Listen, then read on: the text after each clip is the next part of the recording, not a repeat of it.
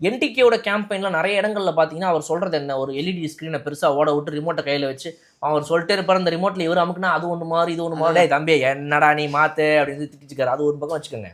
But ஆனால் அதில் அவர் சொல்ற விஷயங்கள்லாம் பாருங்க ரொம்ப வந்து ஒரு ஒரு ரொம்ப ஒரு ஃபார்வர்ட் திங்கிங்காக இருக்குது. ஆக்சுவலாக நிறைய பேர் வந்துட்டு தற்சார்பு வந்துட்டு பேக்வர்ட் திங்கிங்னு சொல்றாங்க. தற்சார்புங்கிறது வந்து பேக்வர்ட் திங்கிங் கிடையாது. அதாவது வந்து அது வந்துட்டு பேக் இன் த இயர்ஸ், ஒரு 100 வருஷங்களுக்கு 500 வருஷங்களுக்கு முன்னாடி இருந்த விஷயம் சொல்றீங்கன்னா ஆமா. ஆனால் அது திங்கிங்காகவே பேக்வர்டா அப்படின்னா அது மட்டும் கிடையாது. ஏன்னா இப்போ நான் இருக்கிறேன், நீங்கள் சிம்பிளாக யோசிங்க. நான் என் வீட்டில் இருக்கிறேன், நீங்கள் உங்கள் வீட்டில் இருக்கிறீங்க. என்கிட்ட நான் வந்துட்டு என்னோட தோட்டத்தில் விளையிற தக்காளியை நான் உங்ககிட்ட கொடுக்குறேன்.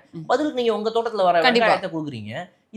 இதில் என்ன பிற்போக்குத்தனம், இது என்ன இருக்குது? இதில் பிற்போக்கா ஏதாவது ஒரு விஷயம் இதில் யோசிக்கிற மாதிரி இருக்கா? இல்ல ஷேரிங்.